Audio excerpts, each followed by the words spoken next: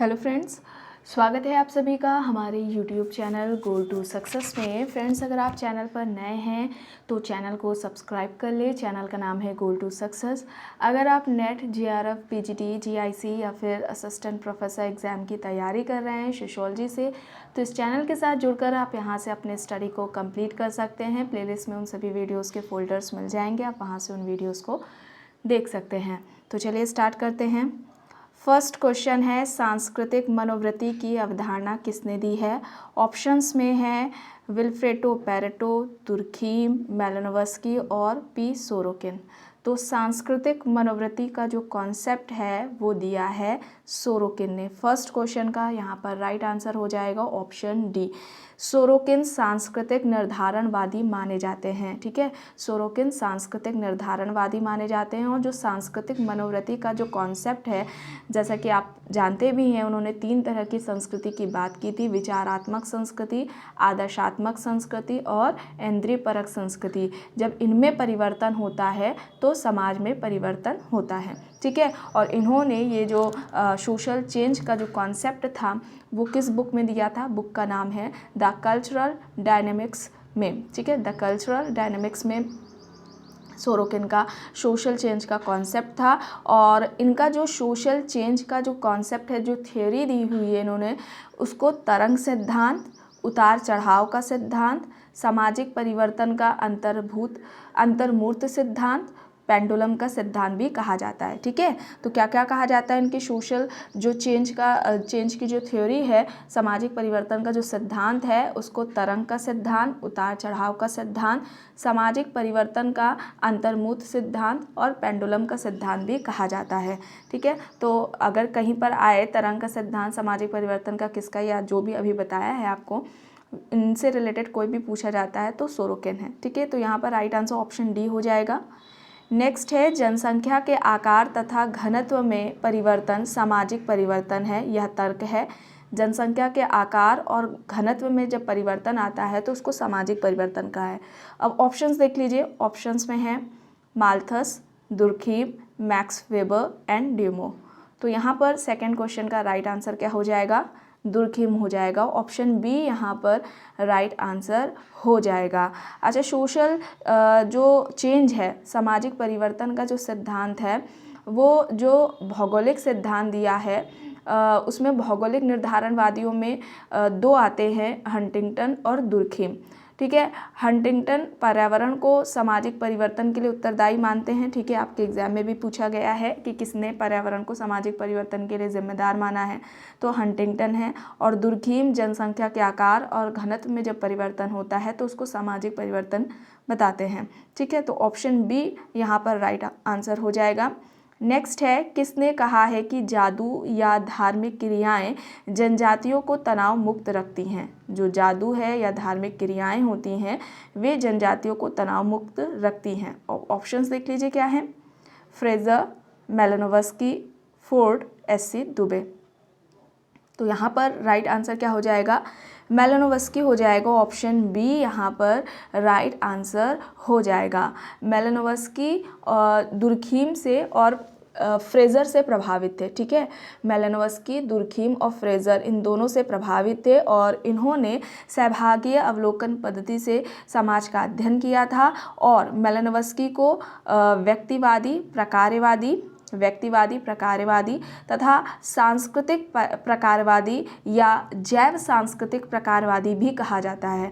तो important facts है, इन्हें ध्यान से सुनिएगा। व्यक्तिवादी, प्रकारवादी, ठीक है, दूसरा सांस्कृतिक प्रकारवादी या फिर जैव सांस्कृतिक प्रकारवादी भी कहा जाता है मैलिनोवस्की को। ठीक है, और व्यक्ति को समाज से ज़्यादा महत्वपूर्ण बताते हैं। ठीक है, व्यक्ति को समाज से ज़्यादा महत्वपूर्ण मानते हैं ये मैलिनोवस्की, और व्यक्ति की आवश्यकताएं इनके अध्ययन का केंद्र बिंदु है। ठीक, और इनका क्या कहना था कि इन्होंने क्या कहा था? जादू को विशुद्ध व्यवहारिक क्रियाओं का योग माना था जिसके द्वारा मानवीय आवश्यकताओं की पूर्ति होती है। और जादू के प्रकार कितने थे? 2 तरह के थे, सफ़ेद जादू और काला जादू। ठीक है, जो सफ़ेद जादू था, वाइट मैजिक था, उसको समाज से मान्यता प्राप्त होती है, समाज द्वारा स्वीकृति मिली होती है, ये दूसरों के कल्याण के लिए होता है। और जो काला जादू है वो दूसरों को नुकसान पहुंचाने के लिए किया जाता है। ठीक है, तो white magic and black magic का जो कॉन्सेप्ट है या जादू के जो प्रकार है, टाइप है, किसने बात की है? मैलानोव्स्की ने की हुई है। यहाँ पर राइट आंसर क्या हो जाएगा? Option B.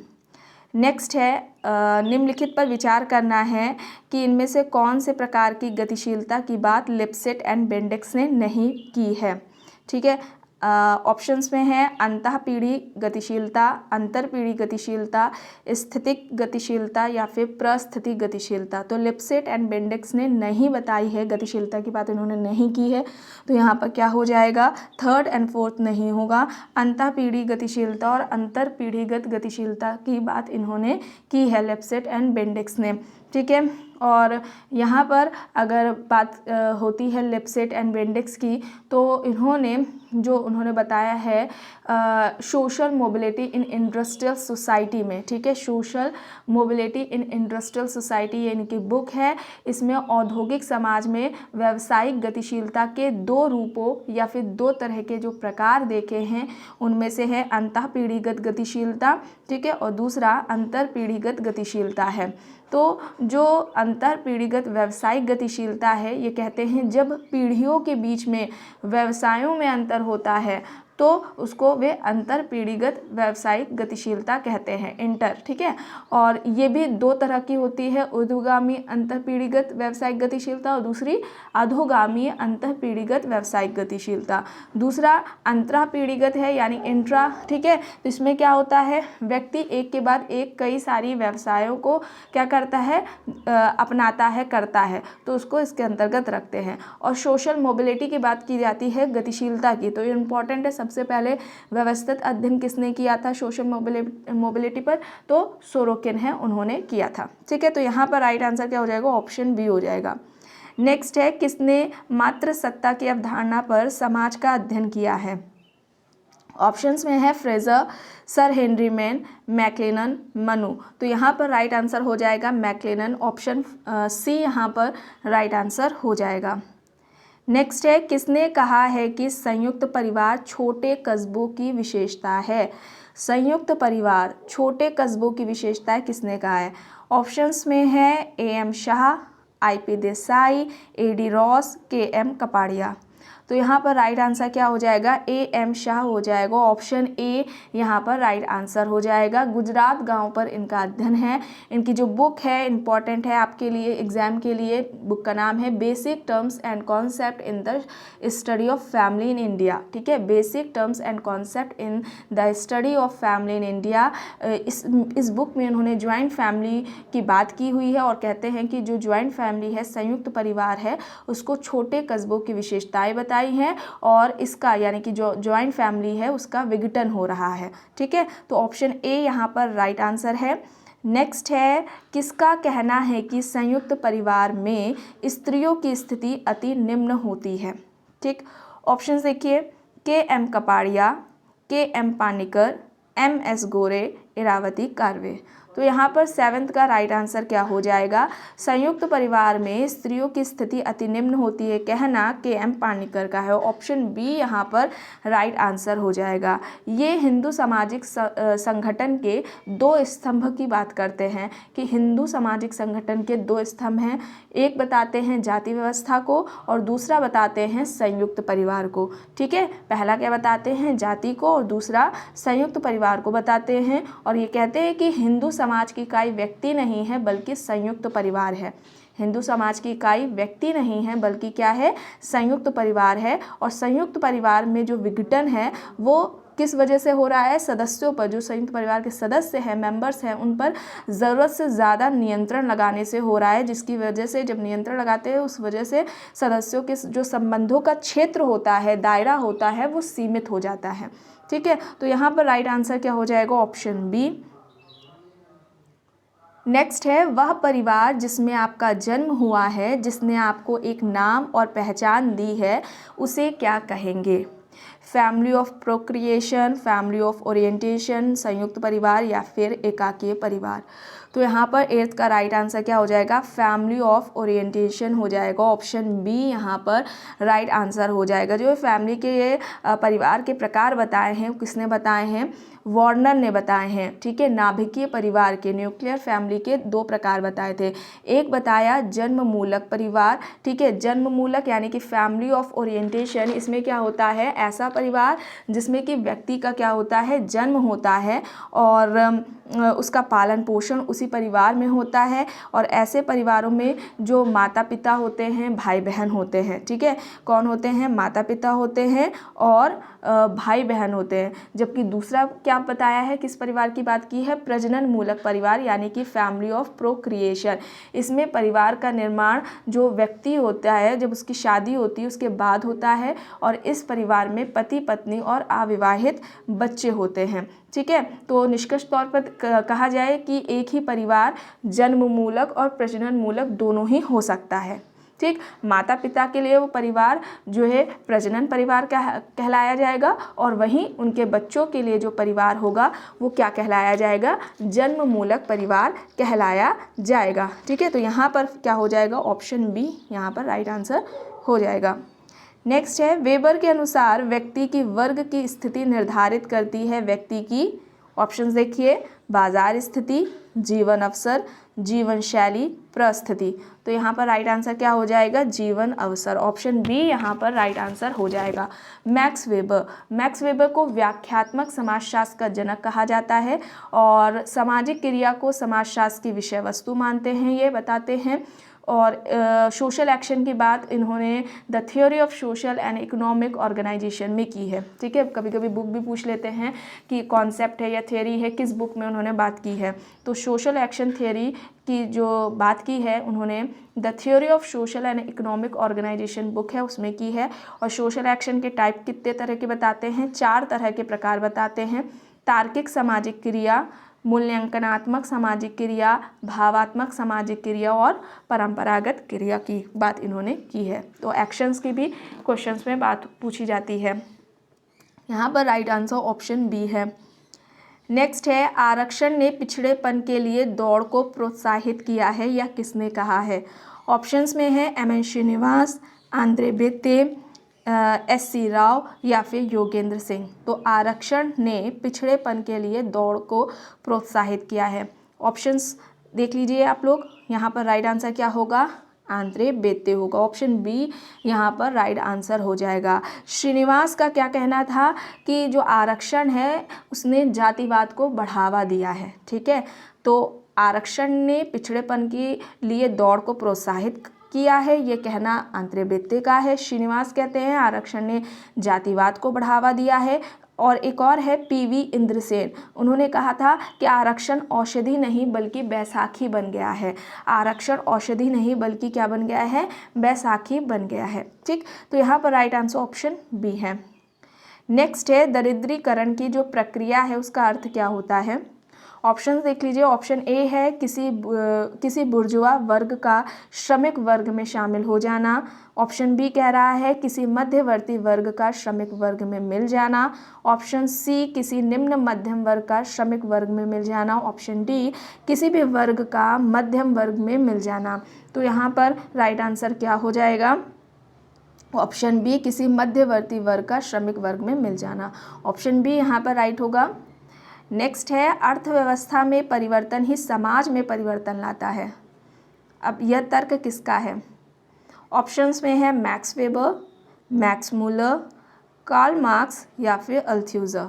तो यहाँ पर राइट आंसर क्या हो जाएगा, कार्ल मार्क्स। अर्थव्यवस्था में परिवर्तन ही समाज में परिवर्तन लाता है। ऑप्शन सी यहाँ पर राइट आंसर है। कार्ल मार्क्स क्या हैं, आर्थिक निर्धारणवादी हैं और अर्थव्यवस्था को समाज की ये अधोसंरचना यानी कि इंफ्रास्ट्रक्चर कहते हैं कि जो अर्थव्यवस्था है वो समाज की क्या है, अधोसंरचना। अधोसंरचना के को क्या कहते हैं, इंफ्रास्ट्रक्चर, ठीक है। और जिस पर यानी कि जो अधोसंरचना है, जिस पर अधिसंरचना यानी अधिसंरचना में वे राजनीति, धर्म, शिक्षा इन सभी को रखते हैं, उस पर निर्भर करती है। यानी कि अधोसंरचना जिस पर की अधिसंरचना निर्भर करती है, इसलिए ये कहते हैं कि जो अधोसंरचना है यानी कि अर्थव्यवस्था है, जब इसमें परिवर्तन होता है तो समाज में परिवर्तन होता है, ठीक है।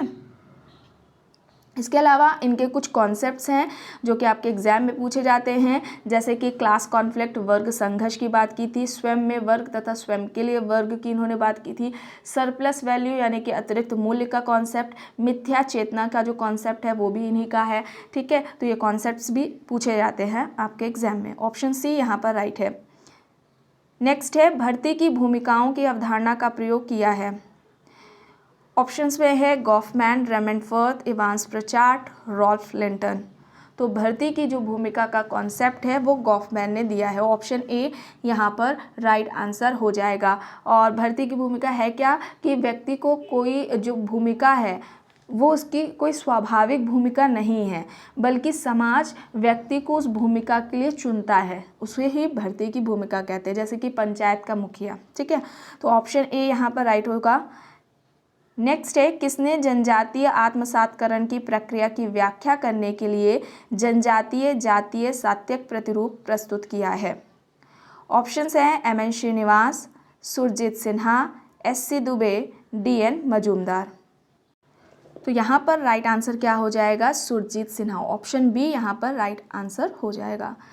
नेक्स्ट है, निम्न में से किसने सहयोग के 4 प्रमुख प्रकारों स्वतः स्फूर्त, परंपरागत, निर्देशित तथा संविदात्मक की पहचान की है, ठीक है।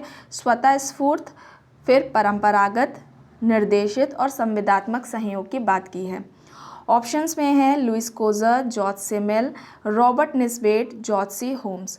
तो यहाँ पर राइट आंसर क्या हो जाएगा, रॉबर्ट निस्बेट ने ये सहयोग के प्रकार बताए हैं। 15th का यहाँ पर राइट आंसर ऑप्शन सी हो जाएगा। गिलिन एंड गिलिन ने सामाजिक प्रक्रिया 3 तरह की बात की है। सामाजिक प्रक्रिया 3 तरह की होती है। पहला सामान्य सामाजिक प्रक्रिया, दूसरा सहयोगी सामाजिक प्रक्रिया और तीसरी असहयोगी सामाजिक प्रक्रिया। जो सहयोगी सामाजिक प्रक्रिया है उसमें वे सहयोग की बात करते हैं, ठीक है। व्यवस्थापन आ जाएगा आपका, इसमें समायोजन आ जाएगा, ठीक है। और आत्मसातकरण या फिर सात्मीकरण का कॉन्सेप्ट इसमें प्रोसेस आ जाएगा। अब सहयोग क्या है, मैरिल एल्ड्रिस क्या कहते हैं कि सामाजिक अंतःक्रिया के स्वरूप को ही सहयोग कहा गया है। सामाजिक अंतःक्रिया के स्वरूप को ही सहयोग कहते हैं। इसमें क्या होता है, 2 या 2 से ज़्यादा व्यक्ति जब सामान्य लक्ष्य को पूरा प्राप्त करने के लिए साथ साथ मिलकर के काम करते हैं तो उसको ही सहयोग कहा गया है। असहयोग के स्वरूपों की बात की जाए जो कि आपके एग्जाम में पूछा जाता है, किसने प्रत्यक्ष सहयोग और अप्रत्यक्ष सहयोग की बात की है, तो मैकेवर हैं वो। ऑगबर्न निमकॉफ ने 3 तरह की बात की है, सामान्य सहयोग, मित्रवत सहयोग, सहायता मूलक या फिर विभेदीकृत सहयोग, ठीक है। तो ये ऑगबर्न निमकॉफ का हो जाएगा। ग्रीन कितने तरह की बात करते हैं, 3 तरह के सहयोग की बात करते हैं, प्राथमिक सहयोग, द्वितीयक सहयोग और तृतीयक सहयोग। और रॉबर्ट पार्क का, ठीक है, वे प्रतिस्पर्धात्मक सहयोग की बात करते हैं। तो ये भी ध्यान रखिएगा, रॉबर्ट पार्क प्रतिस्पर्धात्मक सहयोग की बात करते हैं, ठीक है। तो ऑप्शन सी यहाँ पर राइट आंसर है। नेक्स्ट है, अगर एक गिरोह किसी एक प्रतिद्वंदी गिरोह के साथ संघर्ष में सम्मिलित होता है तो अंतः समूह संघर्ष सामान्यता बढ़ने लग जाएगा, घटने लग जाएगा, लुप्त होने लगता है या फिर अप्रभावित बना रहता है। तो यहाँ पर क्या होगा, घटने लग जाएगा। ऑप्शन बी यहाँ पर राइट आंसर हो जाएगा। संघर्ष की बात की जाए तो संघर्ष क्या है, एक सामाजिक प्रक्रिया है, ठीक है, या असहयोगी सामाजिक प्रक्रिया के अंतर्गत आएगा। इसमें कई व्यक्ति या समूह अपने विरोधियों को हिंसा के द्वारा या फिर हिंसा की धमकी देकर अपने लक्ष्य को प्राप्त करने का क्या करते हैं, प्रयास करते हैं। और ऐसा कहना किसका है, गिलिन एंड गिलिन का है, ठीक है। और गिलिन एंड गिलिन संघर्ष के कितने स्वरूप की बात करते हैं, 5 तरह के स्वरूप की बात करते हैं संघर्ष की। कहते हैं वैयक्तिक संघर्ष पहला बताते हैं, दूसरा प्रजातीय संघर्ष की बात करते हैं, तीसरा वर्ग संघर्ष की बात करते हैं, चौथा राजनीतिक संघर्ष की और 5वां अंतर्राष्ट्रीय संघर्ष की बात करते हैं। कारणों की बात की जाए तो संघर्ष के गिलिन एंड गिलिन ने क्या कारण बताए हैं, 4 तरह के, व्यक्तिगत विभेद हो सकता है संघर्ष का कारण, दूसरा सांस्कृतिक विभेद हो सकता है संघर्ष का कारण, तीसरा हितों का टकराव हो सकता है संघर्ष का कारण, चौथा सामाजिक परिवर्तन को भी ये इसमें शामिल करते हैं संघर्ष के कारणों में। ठीक, और ग्रीन का क्या कहना है, जो कि आपके एग्जाम में पूछा जाता है। ग्रीन ने सहयोग को शांतिपूर्ण संघर्ष कहा है। ठीक है, जो सहयोग है उसको शांतिपूर्ण संघर्ष कहते हैं ग्रीन। ठीक है, और ग्रीन क्या कहते हैं, संघर्ष जब किसी अन्य व्यक्ति या व्यक्तियों की इच्छाओं का जानबूझ करके विरोध करने, उन्हें रोकने या फिर शक्ति से पूरा कराने से संबंधित किया गया प्रयास ही संघर्ष है। ठीक है, तो ये कहना किसका है, ग्रीन का है। और सहयोग की बात की जाए तो मैकेवर ने क्या बताया था, प्रत्यक्ष सहयोग और अप्रत्यक्ष सहयोग। यहाँ पर भी मैकेवर संघर्ष के दो प्रकार बताते हैं, प्रत्यक्ष संघर्ष और अप्रत्यक्ष संघर्ष। ठीक है, तो ये बातों को आपको ध्यान रखना है। यहाँ पर राइट आंसर क्या होगा, ऑप्शन बी। नेक्स्ट है, श्रेष्ठ शक्ति का निम्न शक्ति को दिया गया आदेश कानून है। कानून उचित अर्थ में आदेश का प्रकार है जिसका निश्चित निर्माता होता है। ऑप्शंस देख लीजिए, क्रेब, रॉस, ऑस्टिन, समनर। तो यहाँ पर राइट आंसर ऑस्टिन हो जाएगा, ऑप्शन सी यहाँ पर राइट आंसर हो जाएगा। नेक्स्ट है, किसने यह कहा है कि तुलनात्मक समाजशास्त्र की एक विशिष्ट शाखा नहीं है, यह स्वयं में समाजशास्त्र है। जो तुलनात्मक समाजशास्त्र है वो समाजशास्त्र की एक विशिष्ट शाखा नहीं है या खुद में एक समाजशास्त्र है। ऑप्शंस देख लीजिए, कॉम्ट है, स्पेंसर है, वेबर है, दुर्खिम है। तो यहाँ पर राइट आंसर क्या हो जाएगा, दुर्खिम हो जाएगा, ऑप्शन बी यहाँ पर राइट आंसर हो जाएगा। ठीक है, दुर्खिम का कॉन्सेप्ट क्या है, इन्होंने सोशल फैक्ट की बात की हुई है। ठीक है, सामूहिक चेतना की इन्होंने बात की है, विसंगति या आदर्श शून्यता की बात इन्होंने की है। इसके अलावा सुसाइड, आत्महत्या की भी बात इन्होंने की हुई थी। ठीक है, और जो विसंगति या आदर्श शून्यता की बात है, बुक का पूछ लिया जाए कि किस बुक में उन्होंने बात की है, तो the division of labour in society में बात की हुई है। ठीक है, श्रम विभाजन का भी इनका ही कॉन्सेप्ट है। धर्म का समाजशास्त्र सिद्धांत भी दिया हुआ है। और इनकी जो बुक्स हैं एग्जाम में पूछी जाती हैं, जिसमें है द सोसाइटी, सेकेंड है the rules of sociological method, third है the elementary forms of religious life, fourth है the division of labour in society. ठीक है, तो ये कुछ इंपॉर्टेंट बुक्स थी दुर्खिम से रिलेटेड। यहाँ पर तुलनात्मक समाजशास्त्र को एक समाजशास्त्र की विशिष्ट शाखा नहीं मान करके इसको ये स्वयं में समाजशास्त्र बताते हैं। ठीक है, तो ऑप्शन डी है। नेक्स्ट है, जब दूसरे लोगों की संस्कृति की निंदा करने की अपेक्षा सांस्कृतिक मतभेदों के प्रति आदर की अभिव्यक्ति रखते हैं तो इसे कहा जाता है। ऑप्शंस में है नृजातीय केंद्रवाद, सांस्कृतिक सापेक्षवाद, संस्कृति ग्रहण या फिर इनमें से कोई नहीं। तो ये क्या कहलाया जाएगा, सांस्कृतिक सापेक्षवाद। ऑप्शन बी यहाँ पर राइट आंसर हो जाएगा। ये जो कॉन्सेप्ट है, ये मूल अवधारणा किसकी है, फ्रेंच बोआस की है। ठीक है, लेकिन हस्कोविट्स ने इस पर ज़्यादा काम किया है। ठीक है, तो ये याद रखिएगा, अगर पूछा जाए मूल अवधारणा किसकी है तो फ्रेंच बोआस को आपको टिक करना है। फ्रेंच बोआस ऑप्शन में नहीं होंगे तो हस्कोविट्स को आपको टिक करना पड़ेगा। ठीक है, और ये क्या कहते हैं, जब कहीं का कल्चर है, किसी का कल्चर है, किसी समाज का कल्चर है, समाज की जो संस्कृति है, उसको उसी संस्कृति के जो मानदंड होते हैं, आदर्श होते हैं, मूल्य होते हैं, उनसे ही देखने का जब प्रयास किया जाता है तो उसको सांस्कृतिक सापेक्षवाद कहा जाता है। और हर कल्चर अपनी जगह पर क्या होता है, बेस्ट होता है। ठीक है, जो विचार व्यवहार एक स्थान पर अच्छे हैं, नैतिक माने जाते हैं, वही विचार या व्यवहार दूसरे समाज में क्या हो सकते हैं, अनैतिक माने जाएं। ठीक है, अनैतिक हो सकते हैं। तो यही सांस्कृतिक सापेक्षवाद है। ठीक है, ऑप्शन बी यहाँ पर राइट आंसर है। नेक्स्ट है, किसने कहा है कि प्रतिस्पर्धा पूंजीवाद की एक विशिष्ट आवश्यकता है। प्रतिस्पर्धा को, कंपटीशन को पूंजीवाद समाज की एक विशिष्ट आवश्यकता माना है। ऑप्शंस में है Max Weber, Karl Marx, Herbert Spencer, Kingsley Davis. तो यहाँ पर राइट आंसर क्या होगा, कार्ल मार्क्स। ऑप्शन बी यहाँ पर राइट आंसर हो जाएगा। जो प्रतिस्पर्धा है वो किस में आएगी, असहयोगी सामाजिक प्रक्रिया में आएगी। फेयरचाइल्ड का क्या कहना है कि प्रतिस्पर्धा सीमित वस्तुओं के उपयोग अथवा अधिकार के लिए होने वाला संघर्ष है। सीमित वस्तु है, ठीक है, उसका उपयोग करने या उस पर अधिकार करने के लिए होने वाला जो संघर्ष है वो ही क्या कहलाता है, प्रतिस्पर्धा। और ये कहना किसका है, फेयरचाइल्ड का है। प्रतिस्पर्धा की बात की जाए तो वेबर दो तरह की प्रतिस्पर्धा की बात करते हैं, नियंत्रित प्रतिस्पर्धा और दूसरा अनियंत्रित प्रतिस्पर्धा, ठीक है। और गिलिन एंड गिलिन क्या बताते हैं, वैयक्तिक प्रतिस्पर्धा और अवैयक्तिक प्रतिस्पर्धा की बात करते हैं, ठीक है। और पार्क बर्गस का क्या है, कहते हैं कि जो प्रतिस्पर्धा है, कंपटीशन है, वो निरंतर और अवैयक्तिक है, जबकि संघर्ष क्या है, अनिरंतर और वैयक्तिक है, वैयक्तिक प्रक्रिया है, ठीक है। प्रतिस्पर्धा निरंतर और अवैयक्तिक प्रक्रिया है, संघर्ष को क्या कह रहे हैं कि संघर्ष अनिरंतर व वैयक्तिक प्रक्रिया है। कहना किसका है, पार्क एंड बर्गस का है, ठीक है। और प्रतिस्पर्धा के स्वरूपों की बात की जाए तो गिलिन एंड गिलिन का है, इंपॉर्टेंट है, ध्यान से सुनिएगा। क्या बताते हैं प्रतिस्पर्धा के स्वरूप, आर्थिक प्रतिस्पर्धा, सेकंड सांस्कृतिक प्रतिस्पर्धा, थर्ड है भूमिका या परिस्थिति के लिए होने वाली प्रतिस्पर्धा, और फोर्थ है प्रजातीय प्रतिस्पर्धा। तो इन स्वरूपों की बात किसने की है, प्रतिस्पर्धा की गिलिन एंड गिलिन ने की है। यहाँ पर राइट आंसर ऑप्शन बी है। नेक्स्ट है, नेहरू का देश किसे कहा जाता है। ऑप्शंस में हैं भारत, पाकिस्तान, जापान, म्यांमार। तो यहाँ पर पाकिस्तान हो जाएगा, ऑप्शन बी यहाँ पर राइट आंसर हो जाएगा। जो म्यांमार है उसको बौद्ध मंदिर के लिए वो बौद्ध मंदिर के लिए प्रसिद्ध है, और जो जापान है उसको उगते सूरज का देश कहा जाता है। जापान को उगते सूरज का देश कहा जाता है, और जो म्यांमार है वह बौद्ध मंदिर के लिए प्रसिद्ध है, ठीक है। ऑप्शन बी यहाँ पर राइट आंसर है। नेक्स्ट है, पृथ्वी को नीला ग्रह क्यों कहा जाता है। ऑप्शंस देखिए, 2/3 सतह पानी से ढकी होने के कारण, वातावरण में पानी से लदे बादलों के कारण, वातावरण में प्रदूषण के कारण, या फिर ऑप्शन डी इनमें से कोई नहीं। तो यहाँ पर राइट आंसर ऑप्शन ए 2/3 सतह पानी से ढकी होने के कारण है।